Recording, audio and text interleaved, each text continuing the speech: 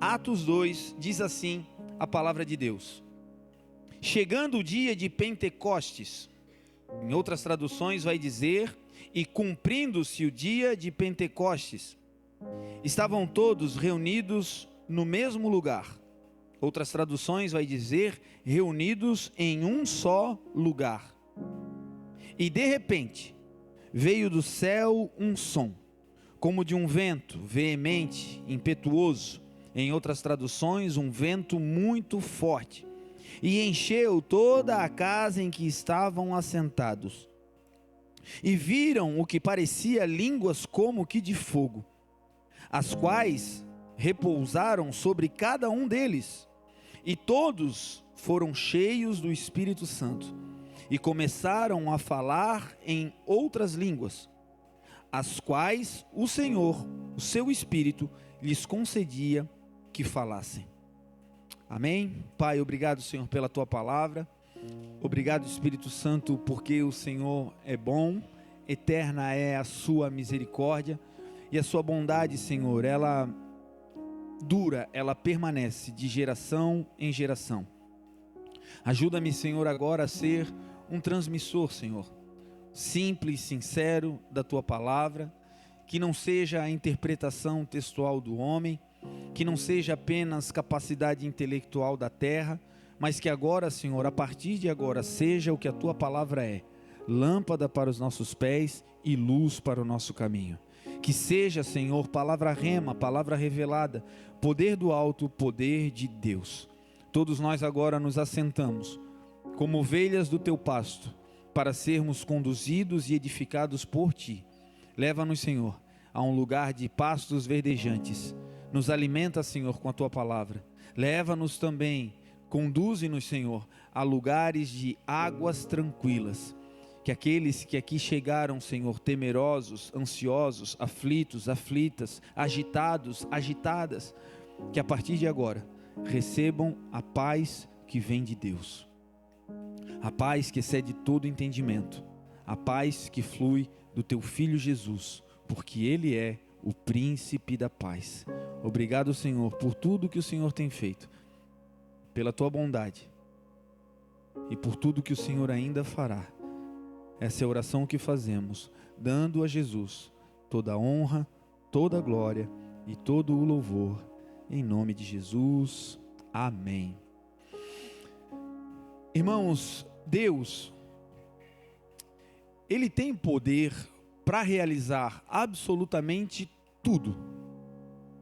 O Deus que nós servimos, o Deus que criou o universo, Ele tem poder para realizar absolutamente todas as coisas. Lucas 1,37 vai dizer que para Deus não existe a categoria do impossível.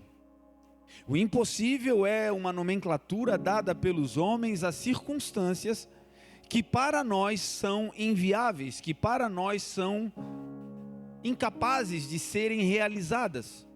Mas para Deus, para o Deus que nós servimos, para o Deus criador de todas as coisas, não existe absolutamente nada que entre nessa categoria aonde Deus não possa realizar. Deus pode todas as coisas. Deus, para fazer qualquer coisa, Ele tem múltiplas formas de realizar. Não existe uma lista exaustiva que termine, que finalize, dizendo todas as possibilidades ou as maneiras pelas quais Deus pode realizar algo na minha e na sua vida. Seria muita pretensão humana nós encontrarmos ou declararmos de maneira taxativa as maneiras pelas quais Deus atua, como que tentando encaixotar Deus, dizendo: olha, Deus quando faz, Ele faz assim. Pela experiência que vamos tendo com o Senhor, obviamente nós temos algumas maneiras pelas quais nós sabemos que Deus está fazendo algo na nossa vida. Mas isso não significa que Ele só pode realizar, só pode fazer dessa maneira. Deus, Ele é multiforme na sua graça. E Ele pode realizar todas as coisas de todas as maneiras. Ele pode fazer coisas na minha e na sua vida de maneira inédita.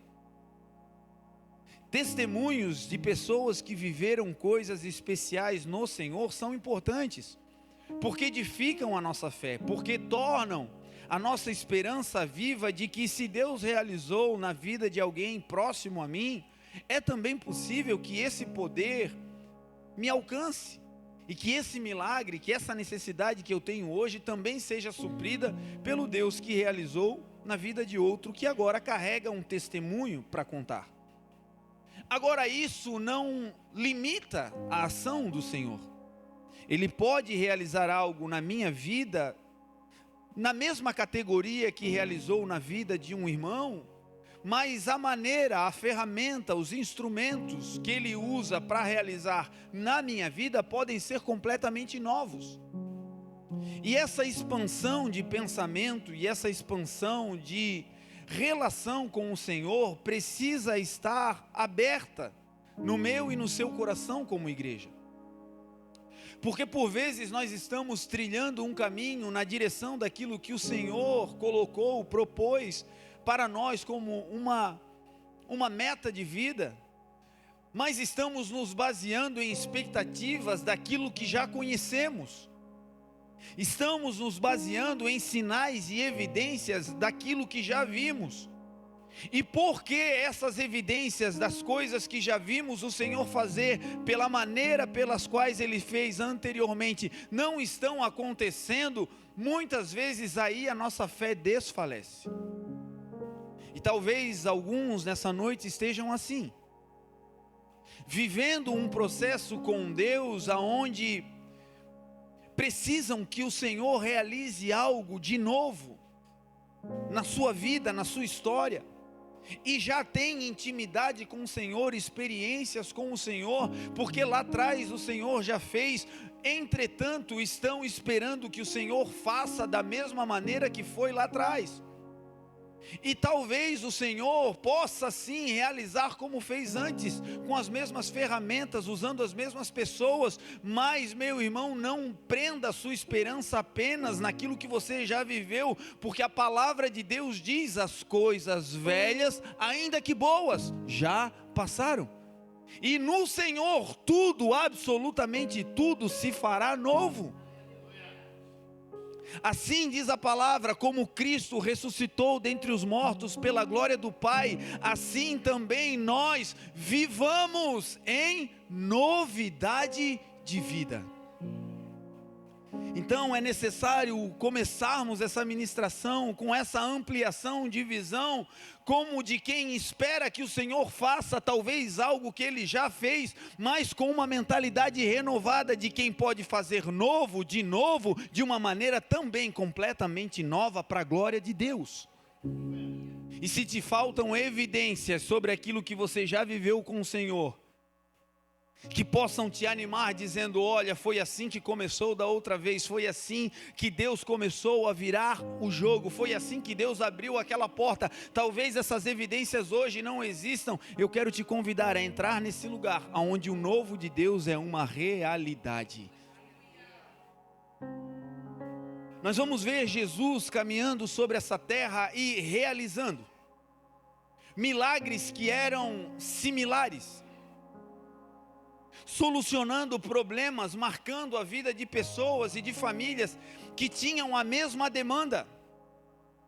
Mas na hora de operar o milagre, na hora de realizar aquela cura, aquela libertação, aquele sinal, Jesus decidia usar ferramentas completamente antagônicas, inéditas, e que pareciam que se tratava de um outro milagre, mas não, o tema sobre o milagre era o mesmo, mas a ferramenta, a forma de operação era diferente. Certa vez Jesus está passando em Jericó, e ali ele, atravessando a cidade, encontra um cego que está à beira do caminho. Esse homem vivia uma vida marginalizada. Essa vida de marginalismo não é uma vida de crime, é uma vida de quem vive à margem. É uma vida de quem não está inserido, de quem não está no centro, de quem não está incluído. E hoje muitas pessoas sofrem por viverem assim. Não se sentem incluídos na família, não se sentem incluídos na casa, não se sentem incluídos na cultura, não se sentem incluídos na empresa. Vivem uma vida à margem, fazendo força para tentar se inserir, mas a verdade é que o processo humano não os permite entrar nessa rua onde o fluxo acontece. E ali em Jericó estava um homem vivendo assim. Para agravar, esse homem que estava à margem era alguém que não podia ver, era um cego. Ele vivia uma vida tão marginalizada que o seu nome não é citado. Conhecido como Bartimeu, que não é um nome, mas uma expressão para dizer de quem era, ele era filho de Timeu. Pessoas que não apenas estão à margem, que não apenas estão tentando se inserir, mas não conseguem, mas que também não possuem publicamente ou no meio dos seus uma identidade que os outros julgam ser relevante. Não é o João, a Maria, o Pedro, o José, mas é o filho do Antônio, o filho da Carmen, é o filho. E Jesus, quando veio a essa terra, não veio apenas para nos libertar e nos fazer ver, mas sobretudo veio para reafirmar e nos dar uma identidade, na qual com essa identidade nós poderemos passar por vales sombrios, vales de mortes, dificuldades, mas a nossa identidade não será retirada, porque a nossa identidade não está no que estamos passando. Você não é o que você está passando, você não é essa dívida, você não é essa doença, você não é essa falência, você não é isso, você é o que a Bíblia diz que você é, filho de Deus. E ali estava um homem que a sua identidade era negada. E ele escuta um barulho, um som. Ele escuta ali um mover de algo que está acontecendo diante dele. Ele não pode ver, ele não sabe o que é, mas algo naquele mover lhe atrai. Porque é assim que Jesus faz quando a nossa capacidade de visão está obstruída. É assim que Jesus faz quando estamos no olho de um furacão ou com um problema tão grande que nós não conseguimos enxergar a saída, mas quando Jesus passa, uma esperança acende. Aquele que fez lá atrás vai fazer hoje, vai fazer eternamente, porque Ele é real. Então, mesmo sem saber como Ele vai fazer, algo aqui dentro diz: tem esperança para mim, tem esperança para minha casa, tem esperança para minha família, tem esperança. Ainda sem enxergar a solução, talvez hoje sentado aqui o teu coração se enche de uma esperança que você ainda não vê a solução, mas aqui dentro o teu espírito que clama Abba Pai também comunica com o teu espírito humano dizendo: fica firme, porque aquele que prometeu é fiel para cumprir. Assim estava esse homem que vivia mendigando, diz a palavra. Mendigar ali era literal. Vivia do que sobrava, vivia do que lhe davam. E hoje existem pessoas que estão bem trajados, com um bom emprego, com dinheiro no banco, mas que ainda assim vivem uma vida de migalhas. Casais que têm uma casa linda, uma boa estrutura, instrução, qualidade de vida do lado de fora, mas que afetivamente sobrevivem um do outro de migalhas. Migalhas de tempo, do tempo que sobra. Migalhas de atenção, a atenção que sobra. Filhos que vivem de migalhas. Migalhas da paciência que sobra.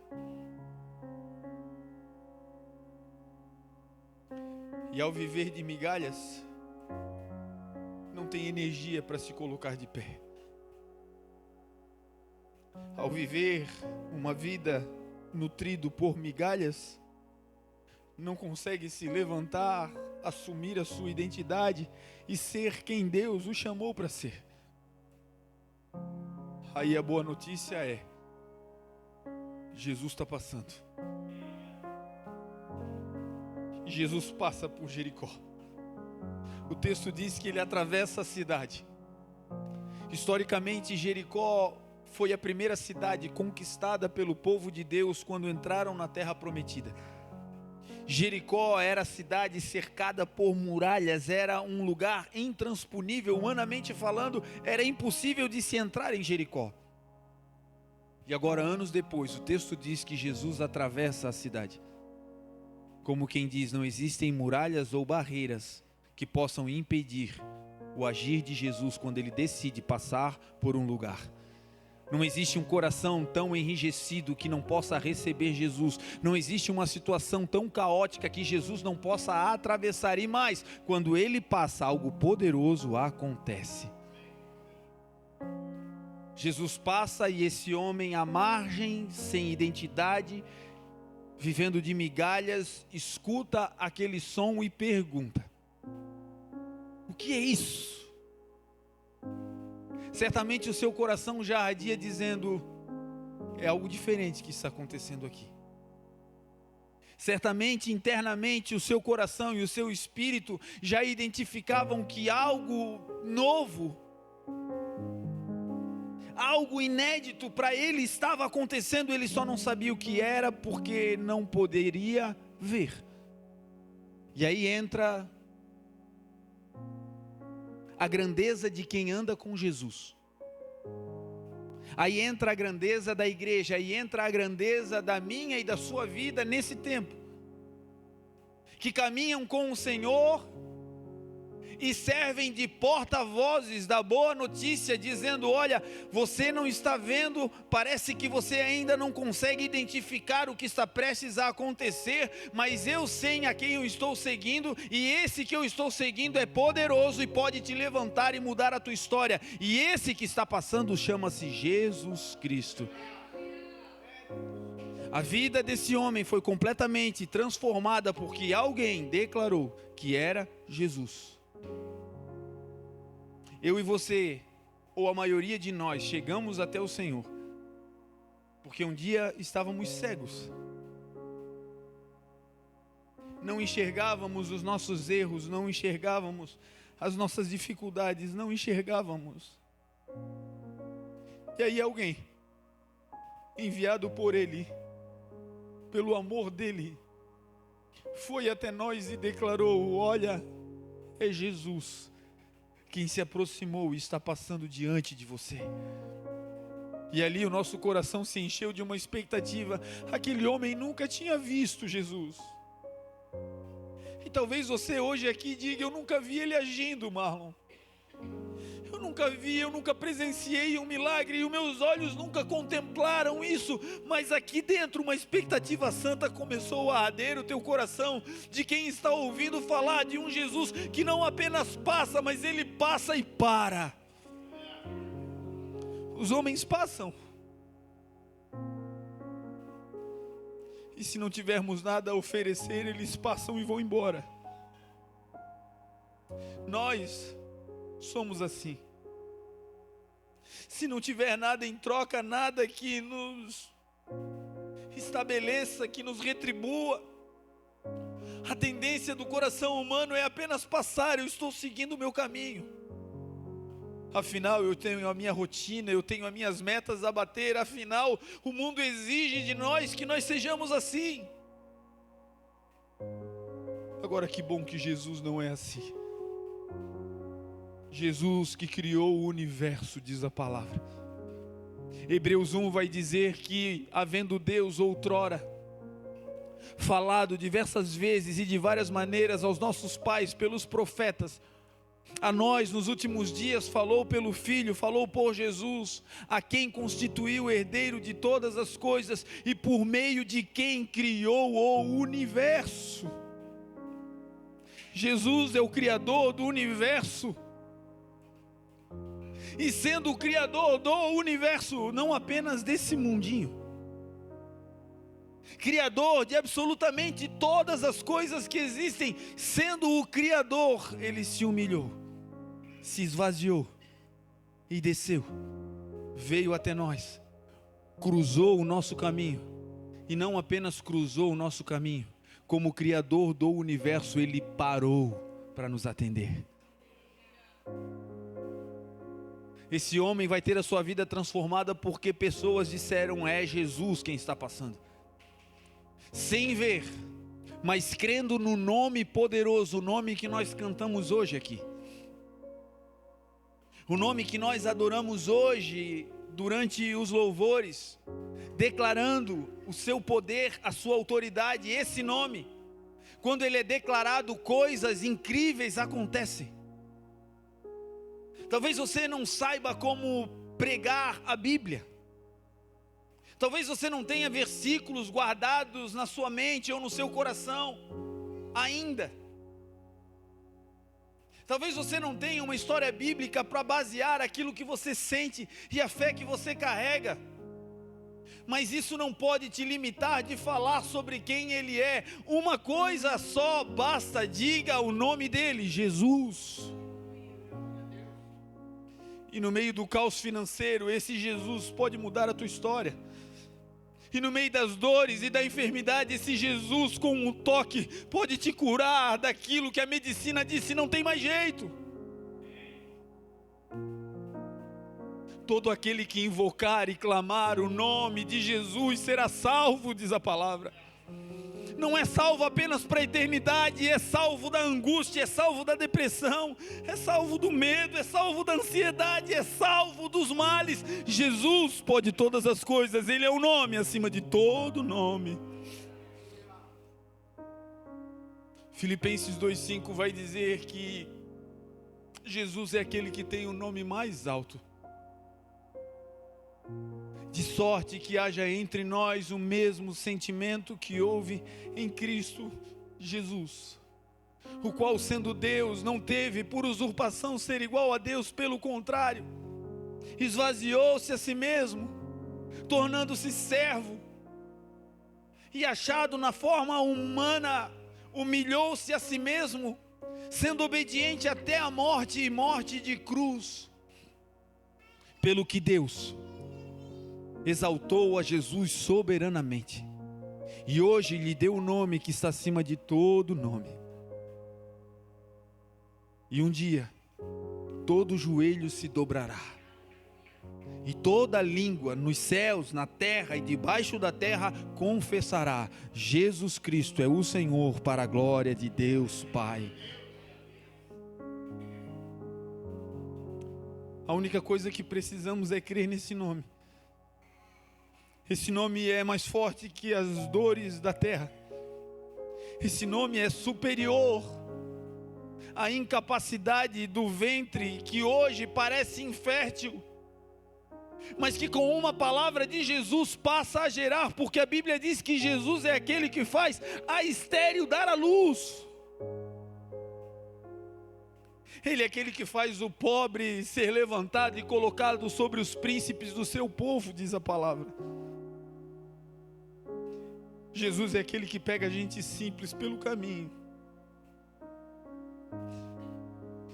para tudo e manda nos chamar.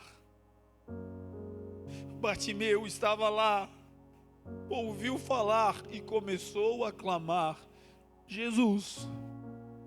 Não conheço a tua história, não sei de onde vens, não sei o que estás fazendo, mas eu ouvi falar sobre o teu nome e isso basta. Jesus. Jesus, filho de Davi. Jesus, eu reconheço que tu és o rei sobre essa terra. Jesus, eu reconheço que como filho de Davi, o grande rei Davi, vindo da raiz de Jessé, tu és o governo sobre essa terra. Isaías disse que Jesus, quando veio a essa terra, trouxe a solução para todos os nossos problemas. Sabe como Deus resolve os problemas na terra? Sabe como Deus crê que os problemas da terra podem ser solucionados? Através de governo. Uma casa e um casamento está se esfacelando porque ali não existe governo. Uma família está se despedaçando, se desintegrando porque ali não existe governo. Uma nação padece porque ali um governo mau, déspota, se apoderou daquela nação, mas na verdade não é um governo, é uma seita, é uma opressão. E quando Deus quer reverter a situação de uma nação, de um país, de uma família, de uma casa, de uma vida, o que Ele faz é estabelecer o seu governo. E Isaías vai declarar: um menino nos nasceu, um filho se nos deu, e sobre os ombros de Jesus estava o governo. É por isso que quando Ele entra, uma mente depressiva vai para o lugar, porque recebe governo do alto. É por isso que quando Ele entra, o medo e o desejo da morte vão embora, porque quando Jesus entra, Ele governa os pensamentos e Ele é o autor da vida. É por isso que feliz é a nação cujo Deus é o Senhor. Por isso que uma casa é abençoada quando aquela casa decide: eu não sei vocês, mas eu e a minha casa serviremos ao Senhor. E quando isso acontece, então Jesus, o governo, entra. E através do governo tudo é transformado. Esse cego à beira do caminho começa a clamar e a dizer: Jesus, filho de Davi, tem misericórdia de mim. Aqui está um ponto que por vezes nós desconsideramos. As mazelas que nos alcançam, muitas vezes nós atribuímos ela a Deus. Uma porta que se fecha, um acidente que acontece, uma briga, uma divisão, uma separação, e nós atribuímos isso a Deus. Por que Deus permitiu isso? Por que Deus fez isso comigo? As coisas ruins atribuímos ao Senhor. E ao atribuir o mal a Deus, nos colocamos em um lugar onde ignoramos a grandeza de Deus e a nossa debilidade. Nos tornamos como que inimigos do Senhor, no sentido de não aceitar o que aconteceu e que na maioria das vezes, quando é ruim, flui de decisões nossas equivocadas. Plantios de sementes indesejáveis e que então geram uma colheita, e quando a colheita vem, culpamos o Senhor. E aí esse homem que viveu cego,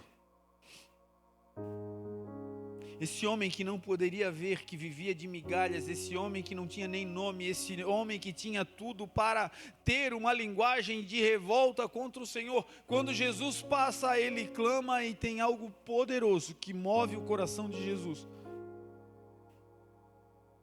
Quando ele ouve falar de Jesus, ele diz: Jesus, filho de Davi, tenha misericórdia. Misericórdia significa: coloca o teu coração, Jesus, na minha miséria. Era isso que ele estava dizendo: Senhor, olha para o caos que eu estou vivendo. Olha para as dores, Senhor, do meu coração, que por vezes acreditou em homens, em projetos, acreditou na igreja, acreditou, eu me envolvi, eu me dediquei, Senhor, mas eu fui machucado. E eu amo tanto te servir, Senhor, mas eu criei uma couraça para viver nesse mundinho, para não me machucar mais. E tudo que o Senhor precisa para mudar a tua e a minha história é entrar nesse lugar não de briga com Deus, mas de entendimento se Ele está passando, é a oportunidade da nossa vida de dizer: Senhor, coloca agora, Senhor, o teu coração na minha miséria. Qual é a área que você chora, clama ou pede ao Senhor hoje?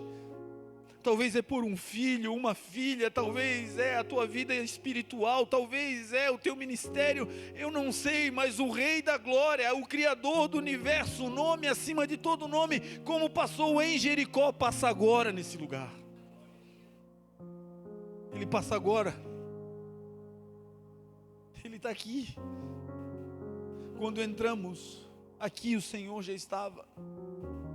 Foi Ele quem disse: se vocês se reunirem, e não precisa de tanta gente, se vocês se reunirem em 2, lá na tua casa, você e o seu marido dando as mãos, você e o seu filho no leito ali, voltando para casa agora de bicicleta, de pé, no carro, no Uber, voltando para casa, se estiverem os 2 no nome de Jesus, sabe o que Ele faz? Ele desce do alto e vem. Ele disse: eu estarei no meio de vocês. Quando Jesus passa em Jericó, Ele não passa de um lado da estrada ou do outro, Ele passa no meio. Como quem diz: eu estou acessível para vocês. Eu quero ser o centro da vida de vocês. Eu não quero ser só o primeiro. Por vezes somos ensinados de que o Senhor deve ser o primeiro na nossa vida. E essa é uma parte da verdade. Sim, Ele merece a primazia, Ele merece a primeira parte do que temos, do que somos. Mas Ele ser apenas o primeiro, nós podemos incorrer em um bater de metas na nossa relação com Deus. Porque se Ele é apenas o primeiro, se eu der as primeiras horas do dia para o Senhor, todo o resto do dia é meu. Se eu der a primícia do que eu ganho para o Senhor, todo o resto não tem a ver com Ele, é meu. E o Senhor não deseja ser apenas o primeiro. Ele deseja ser o centro da nossa vida. Ser o centro significa tudo que eu faço olhando para Ele. O meu deitar, o meu levantar, o meu sair, o meu entrar, em tudo Ele é o centro. A vida que eu vejo, não vejo mais através de mim, mas através dEle. E esse homem clama: Jesus, tem misericórdia. Coloca o teu coração, Senhor, na minha miséria. E as pessoas começaram a dizer a ele: se cale, homem. Não fale alto, não incomodes o mestre. Porque esse é o desafio de quem começa a clamar. Pensamentos virão, vozes virão, tentando te desanimar do clamor, tentando te dizer: você já clamou demais, já orou demais, nada aconteceu, para.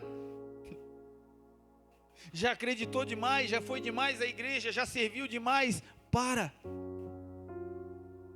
Esse é o pensamento que nós precisamos vencer, porque esse cego, quando começou a clamar, as pessoas começaram a dizer: para de berrar, não incomode mais o mestre. Tem provas que eu e você estamos passando, que esse agravar da prova não significa que Jesus não está vendo, mas é apenas um fortalecimento no meu e no teu coração, para que nós possamos intensificar a nossa busca e a nossa relação para com o Senhor. Era apenas uma dívida, agora ela aumentou, os juros estão impagáveis e talvez você diga: meu Deus, não tem mais o que fazer, vou desistir. E o Senhor está dizendo: não, clame a mim e responder-te-ei e anunciar-te-ei coisas grandes e insondáveis que vocês não sabem. O texto diz que esse homem clama ainda mais alto. Se tem uma marca na vida cristã, meu irmão, é que todo cristão que tem relacionamento com Jesus vai ser provado, vai passar por momentos de aflições, de apertos, vai ser pressionado, vai ser subjugado, em alguns momentos vai entrar em lutas grandiosas em que as forças parecem que estão se acabando. Mas é nessa hora que algo poderoso começa a acontecer. A Bíblia diz que quando o povo de Deus estava escravo no Egito, se levantou um faraó que não conhecia a história de José, que não conhecia a história do povo de Deus, e esse faraó decidiu colocar cargos, fardos pesados sobre o povo. Aumentou as metas, subjugou o povo, maltratou o povo, oprimia o povo. E sabe qual foi o resultado, diz a palavra? Quanto mais eles eram perseguidos e oprimidos, mais eles se fortaleciam e cresciam e se multiplicavam, diz a palavra. Sabe qual é a metodologia de Deus para nos fazer crescer? Pressão. Você que está sendo submetido a pressões violentas, eu quero te dar uma boa notícia: o Senhor está te treinando, o grande de Deus virá. Você vai sair dessa situação fortalecido, você vai ter um testemunho para contar, você vai ter mais autoridade e mais, o teu coração vai entrar em um lugar de humildade, porque quem muito é perdoado, muito ama. Quem sai de uma situação que era irreversível, quando sai, sabe que não foi na força do braço. Quem um dia foi levantado pelo Senhor sabe que não foi capacidade humana. Quem um dia foi visitado pelo Senhor no vale, sabe que não foi força sua que te tirou de lá. Foi a graça e a misericórdia do Senhor que fizeram essa obra. E quando algo maior ou mais intenso acontecer, vem uma convicção: aquele que fez lá atrás vai fazer hoje, porque Ele não muda, Ele é fiel. Este homem clama e Jesus dá a resposta que Ele sempre dá. Os homens, as pessoas dizendo: te cale, não incomode, pare de falar. E Ele clamando cada vez mais alto, e Ele buscando cada vez mais. Existem pessoas hoje aqui que penduraram, guardaram as suas armas. Você já foi extremamente ativo na tua profissão, extremamente ativo ministerialmente falando, extremamente ativo na ajuda aos familiares, mas você foi submetido a pressões terríveis e no momento de ser ajudado lhe faltou ajuda. E talvez ali o seu coração se fechou e você guardou as suas armas, guardou os seus instrumentos. E nessa noite o Senhor te trouxe aqui para te dizer que ainda não chegou o tempo de se jubilar, não chegou o tempo da aposentadoria, não chegou o tempo de guardar as armas. O Senhor está te dando de novo as chaves desse lugar, para abrir de novo esse armário, tirar de lá a roupa que outrora foi aquela que você usou para a batalha, instrumentos que você tangia e o céu se abria. Agora o Senhor está dizendo: é chegado um tempo de eu fazer de novo, só que novo para a glória de Deus. O rei do universo passa por Jericó, e quando aquele homem clama e clama alto, e o mundo manda ele parar, Jesus para. Sabe o que é Jesus parar, meu irmão?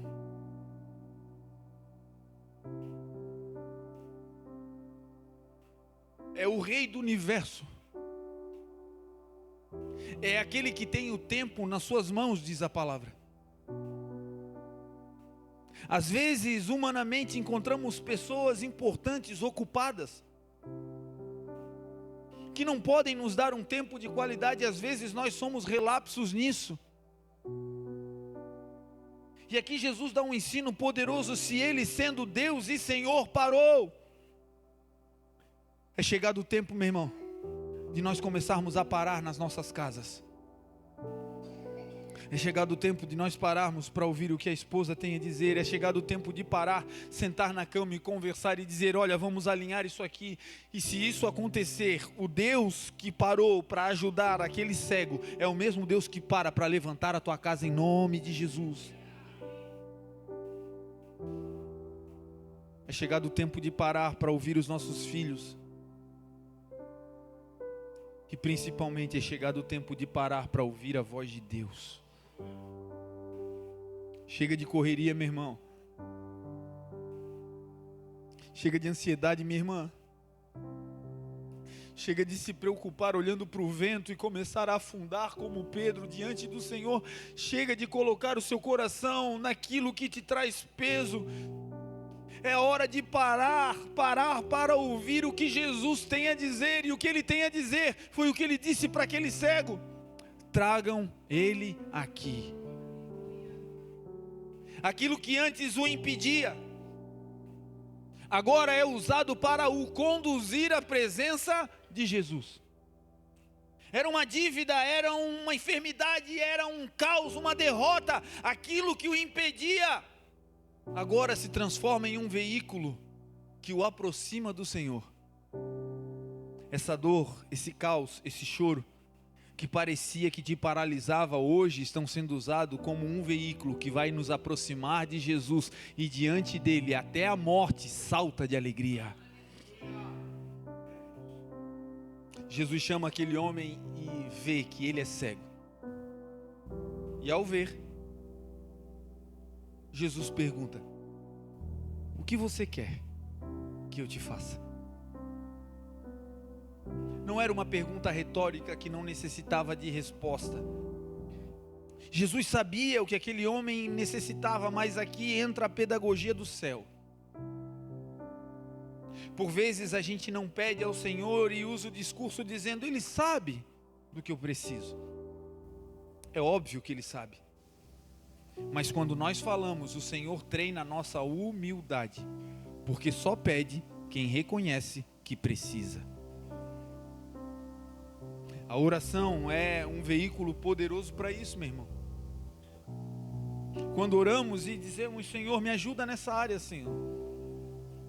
Meu coração está com medo disso. Essa segunda-feira são coisas que eu tenho para realizar e que eu não sei nem como. Senhor, me ajuda. Ao pedir ajuda, o nosso coração se coloca em um lugar de humildade, de reconhecer que precisamos. E ao reconhecer, aquele homem diz: Senhor, eu quero ver. E a metodologia que Jesus usa para ele é uma palavra. Jesus disse: veja. Sabe o que nos faz enxergar aquilo que não vemos? A palavra. É a palavra de Deus que nos faz enxergar as possibilidades que hoje nós não vemos. É a palavra de Deus que nos faz ver as portas que o Senhor já abriu de antemão para que nós passássemos por elas. É a palavra do Senhor que nos faz enxergar de acordo com aquilo que Ele já tem preparado para nós. Jesus deu uma palavra: veja. E é isso que o Senhor está dizendo para mim e para você nessa noite: veja. Veja a minha bondade para contigo, porque se não fora o Senhor, onde estaríamos nós, ó Israel, diz a palavra. Veja que no meio desse caos, a sustentação da nossa vida foi o Senhor. Veja e reconheça que naquele acidente a tua vida poderia ter ficado naquela vala, naquela cova, naquele lugar, mas o Senhor, pela sua bondade, te colocou de pé, te deu uma nova oportunidade. Veja. E mais do que olhar para o passado e ver o que Ele fez, o convite dessa noite é: olhem para o futuro, porque Cristo em nós é a esperança da glória. O teu casamento será infinitamente melhor do que um dia já foi. Você que perdeu uma família e está reconstituindo, Deus é um Deus de família, Deus está nesse projeto, Deus é um Deus fiel, e aquilo que você viveu não se compara, é o que diz a palavra de Deus. Quero te convidar agora a olhar para o teu futuro, a olhar de maneira particular para o futuro dos teus filhos, da tua casa, a olhar para o futuro, desde essa cadeira em que você está, pelos olhos da fé, olhar para o teu futuro e projetar aquilo que Deus pode realizar na sua vida. Pense sobre como você estará daqui a um ano, como você estará, aonde você estará daqui a um ano. O que Deus pode fazer com você, se hoje você enxergar debaixo da palavra e voltar a ver coisas que você jamais viu. Parece antagônico voltar a ver o que nunca viu, mas é assim que Deus faz. Porque no céu já está pronto, e nós viemos de lá. Então aqui embaixo nós vamos ver de novo o que aqui embaixo a gente nunca viu. Aquilo que os teus olhos não viram, os teus ouvidos não ouviram, e nem subiu ou penetrou no coração humano, é aquilo que Deus tem preparado para aqueles que o amam. Aquele homem diz a Jesus: Senhor, eu quero ver. Que esse seja o nosso desejo nessa noite. Senhor, eu quero ver. Eu quero ver, Senhor, o mundo espiritual aberto e as possibilidades que o Senhor tem para esse novo tempo. Eu quero ver, Senhor, a porta que o Senhor abriu para que eu possa entrar. Eu quero ver, Senhor, aquilo que ministerialmente o Senhor tem liberado para mim. Senhor, eu quero ver, tomar posse e entrar. Senhor, tira os meus olhos do caos da terra e faça com que eu agora coloque os meus olhos em Ti. Quando Jesus libera a palavra, veja, os olhos daquele homem se abriram. E sabe qual foi a primeira coisa que ele viu?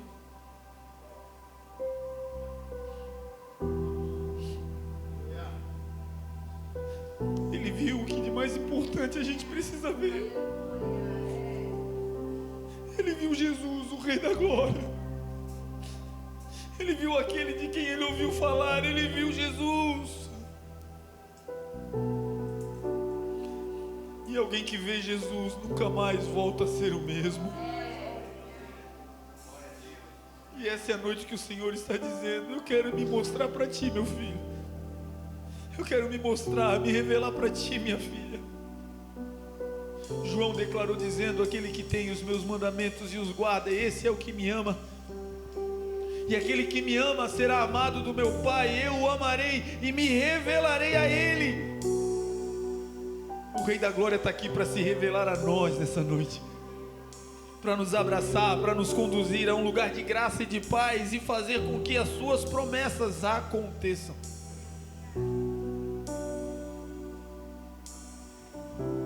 Nós estamos na introdução daquilo que o Senhor ministrou ao meu coração. A palavra de hoje é sobre promessas. E nós não chegamos no texto, nós não conseguimos entrar em Atos 2. Mas eu creio que o Senhor está falando conosco o necessário para hoje, para agora. Se Deus permitir, na sequência nós seguimos nessa mensagem. Mas é imprescindível que saiamos daqui hoje com uma convicção e um desejo: Jesus, filho de Davi, se revele a mim. Jesus, eu quero que os meus olhos se abram.